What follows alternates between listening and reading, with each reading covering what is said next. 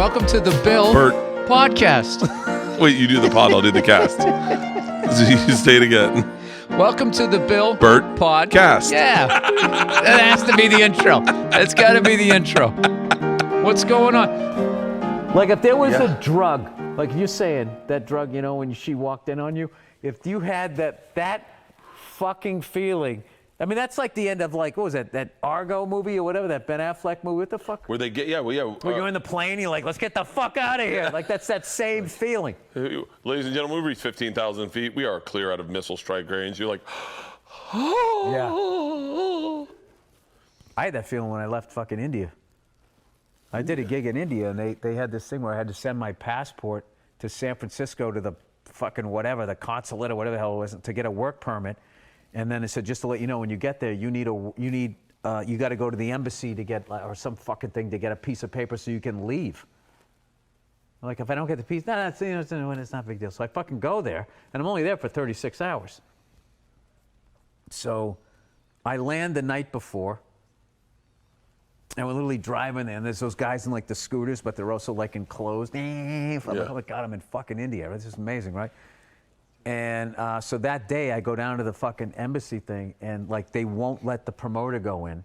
And then it's just me, English speaking dude, and I'm in there trying to get this piece of paper saying that I could leave. And then there was this pop star, plays the piano, gorgeous woman. They didn't let her leave.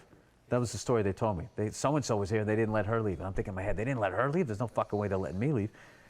So I went up there, and I was just talking to the people, and I just remember I was hanging out with this chick from Afghanistan, and she was trying to get out. And I was like, this is like fucking Stripes.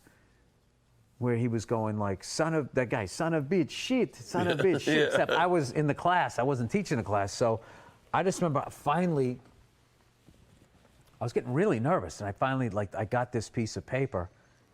And I said to the lady, I go, so if I show this at the airport, this means I can leave, right?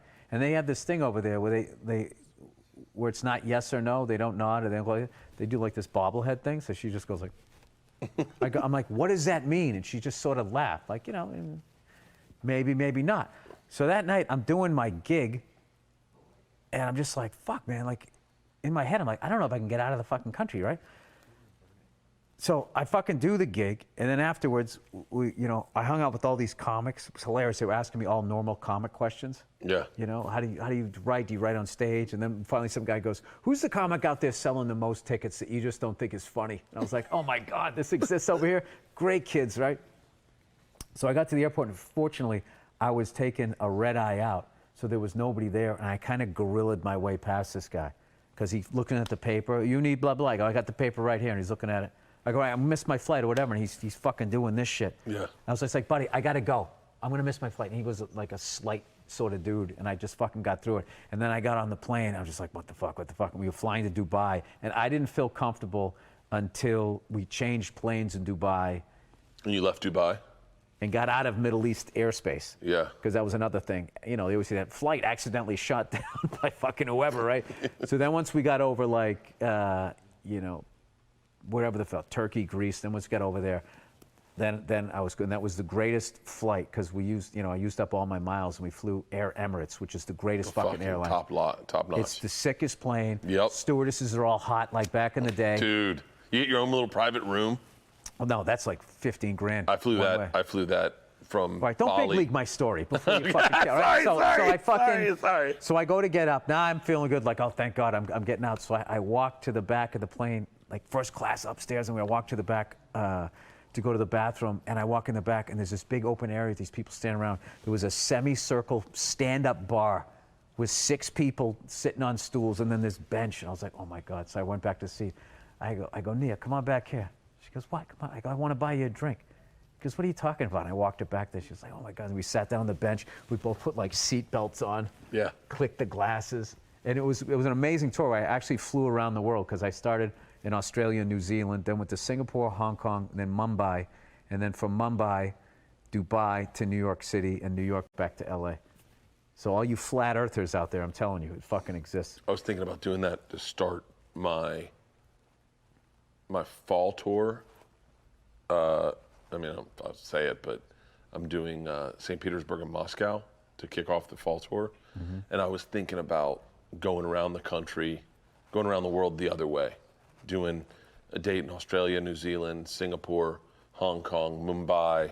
I would love to do something in. I would route it a little different than that. I would go start in Mumbai, then go Hong Kong, Singapore. No.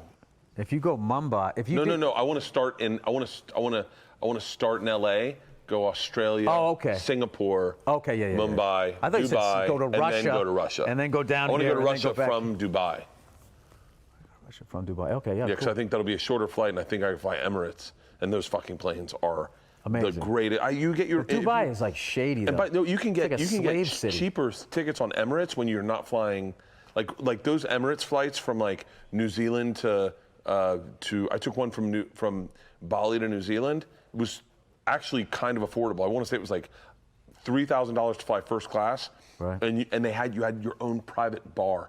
Like you had it was like a hotel bar, and I just was like, by the way, I travel with little bottles of myself, so I was like, oh, I'll drink mine, and then be like, oh, I just got it from there, and just fucking, I love that. Did you ever flown Singapore Airlines? No. That's another great one. For real? Just sick plane, gorgeous stewardesses. Like it's just like back when flying was glamorous. Yeah. Before they just, I don't know what they did to it in this country. They just ruined it. They just treated people like shit. Like the way people show up, they dress like you. Dude, I dress up on a plane. Like I just started recently wearing tracksuits. I think people dress appropriately on a plane because they treat you like shit. Yeah. And then they so like, and then there's this awful like chicken or egg thing. Like what happened first? The behavior of the people on the plane or the way the airline treated you? It's got to be the first people on the plane. The way they behave? I think so. I think when flight attendants lowered their behavior based on what they were dealing with.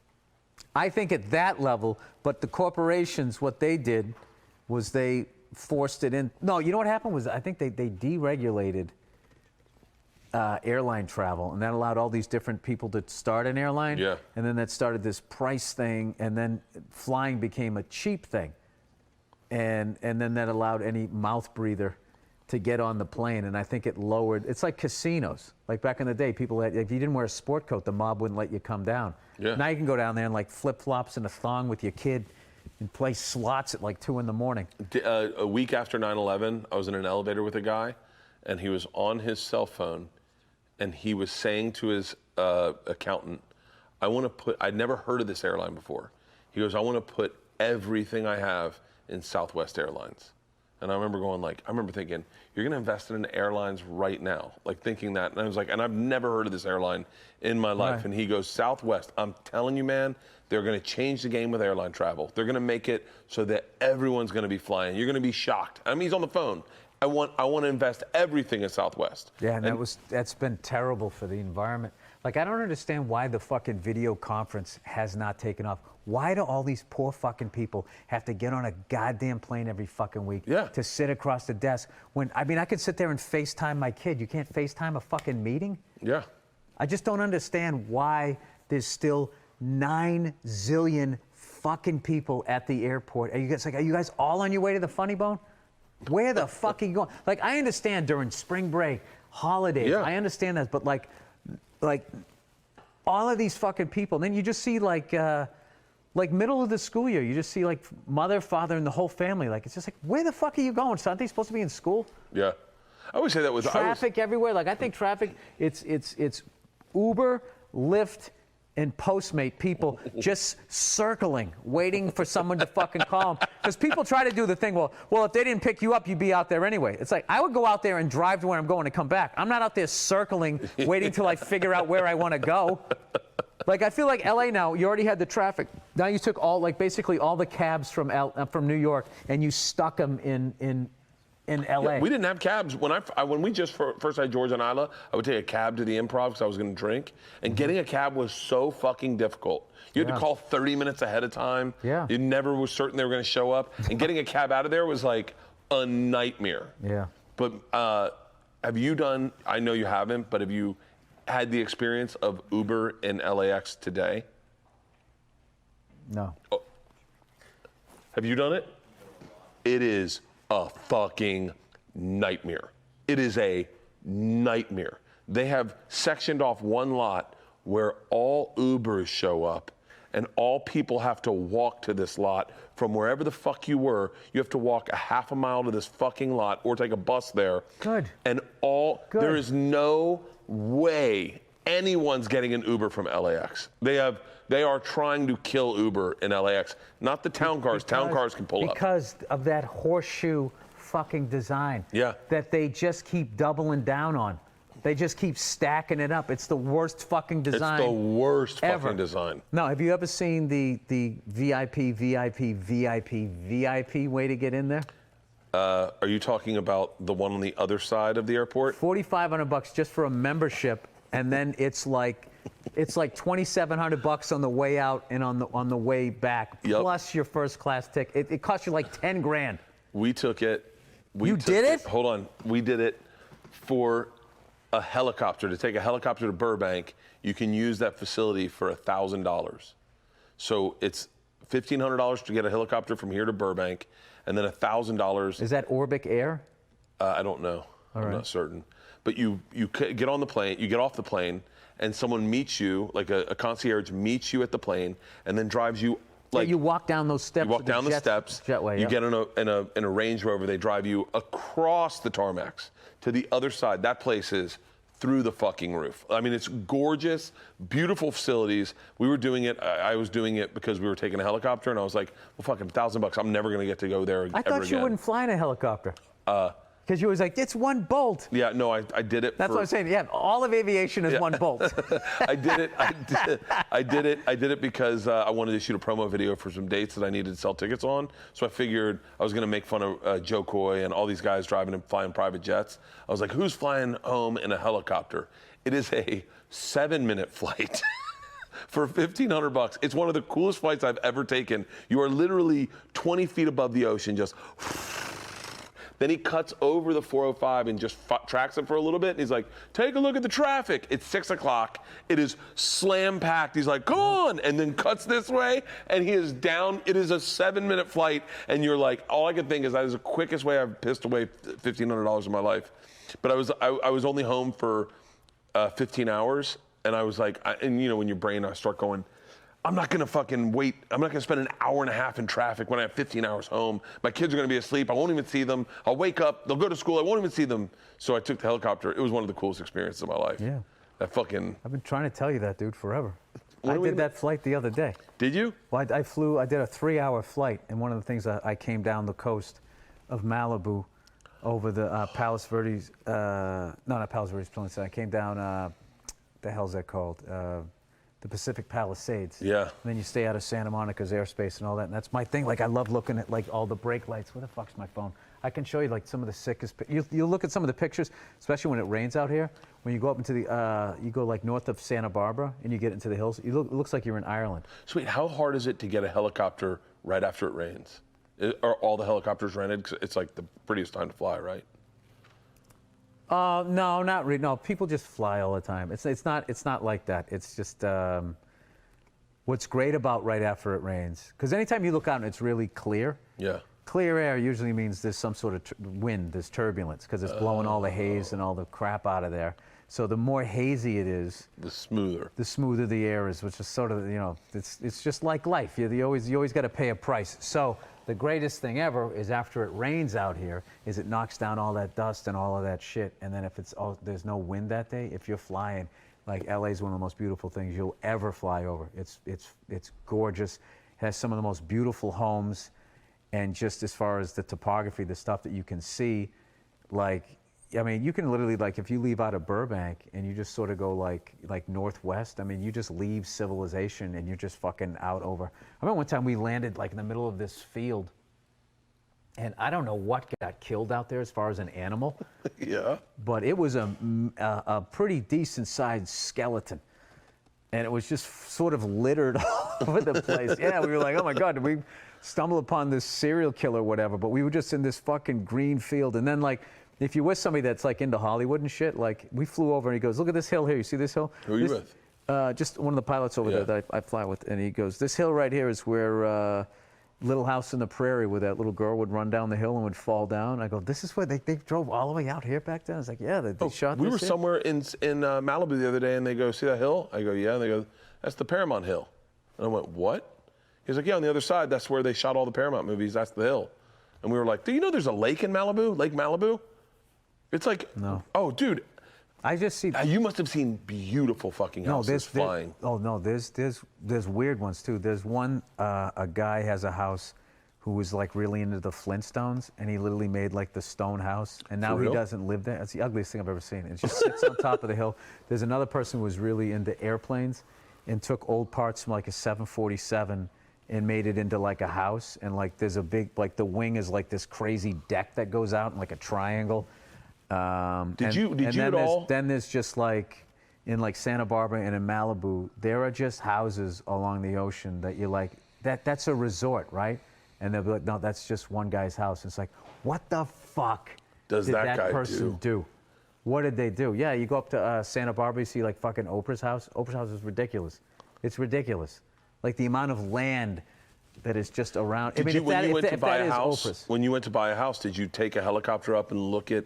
Did you ever look at houses that way? Because I would have done that in a heartbeat. Because I was looking for land when we went to buy a new house. Mm-hmm. I wanted land more than anything, and I wanted to get up in a helicopter and just find a parcel of land. Why don't you come up with me?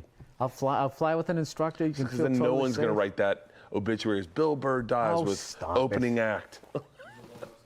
We could do like just some of the stuff that you can see. You fly by the fucking Reagan Ranch, you fucking library. Real? Yeah, you fucking dive down in. You look at the fucking Air Force One. Do it all the time. Probably shouldn't say that, but yeah, do it all the time. And then when you get up by Camarillo Airport, which is so amazing, was basically where the valley stops, is the elevation goes up and it's Conejo grade, and then it just drops down and into like Oxnard and all of that, and it goes right out to the ocean. And you get out, and then the marine layer comes in. Got to make sure you stay underneath that. But like, really, it's fucking wild, dude. It's gorgeous. It's absolutely gorgeous. And then there's like,